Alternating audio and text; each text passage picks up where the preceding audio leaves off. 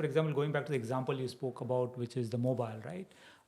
Now, in the entire consumer journey, which is an omni-channel journey for the mobile, right? A lot of the research, whereas testimonials would come online, right? That will not be in the offline space.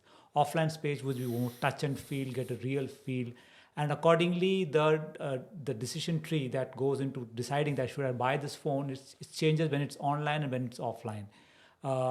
And do organizations have to work at a communication strategy each of those touch points and have a differentiated strategy, because based on why are they doing that, why are they reaching that touch point where is for a very specific need. For example, for the mobile, I want to touch and feel, screen size and stuff like that. So should there be a differentiated strategy for each of the touch points? I know this has to be thread that goes through everything, but is there a different need that is kind of fulfilled at different touch points, and should organizations work towards fulfilling that information need or reinforcement need from a product buying perspective?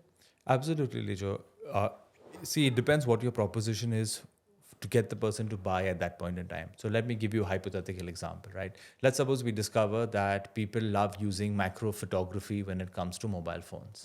Right? Now, if you decide that I'm going to invest and build that kind of capability into my next gen product, then you must be prepared to tell that story across the omni-channel touch points that exist. So, for example, this could take the form of you looking at outdoor, where, tiny images, just for everyone's benefit. Macros, basically, when you focus on objects that are very close to your camera, but you're able to blow that out, right?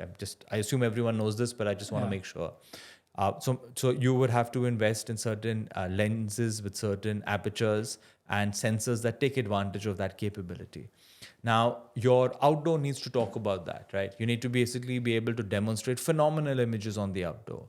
You also need to work with influencers to talk about their experiences in basically building this out. You might want to get photography experts on the table to build almost tutorials in the digital space to show you how to best take advantage of these capabilities. Very importantly, in store, you need to have certain setups in place to allow people to see how the macro capability of your product comes to life. Going back to our shared history, Lijo, if you remember, we did something like this with the first, I think, the 51 megapixel camera that we had. 41. The 41 megapixel camera, sorry.